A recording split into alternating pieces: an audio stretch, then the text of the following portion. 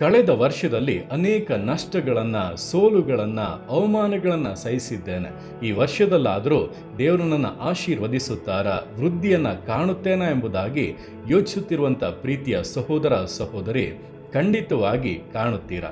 ದೇವರು ಹೇಳುತ್ತಾರೆ, ನಾನೇ ನಿನ್ನ ದೇವರಾದ ಯೆಹೋವನು ನಿನಗೆ ವೃದ್ಧಿ ಮಾರ್ಗವನ್ನು ಬೋಧಿಸಿ ನೀನು ನಡೆಯಬೇಕಾದ ಮಾರ್ಗದಲ್ಲಿ ನಿನ್ನನ್ನು ನಡೆಯಿಸುವವನಾಗಿದ್ದೇನೆ ಎಂಬುದಾಗಿ. ದೇವರು ನಿಮಗೆ ಇದ್ದಾರೆ.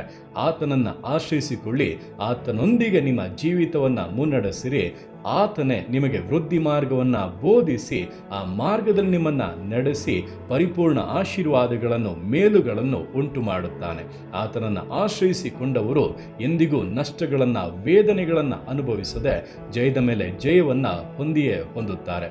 ಕರ್ತನನ್ನು ಆಶ್ರಯಿಸಿಕೊಳ್ಳಿ, ವೃದ್ಧಿ ಮಾರ್ಗದಲ್ಲಿ ನಡೆದು ಸಕಲ ಮೇಲುಗಳನ್ನು, ಆಶೀರ್ವಾದಗಳನ್ನು ನಿಶ್ಚಯವಾಗಿ ಹೊಂದುತ್ತೀರಾ.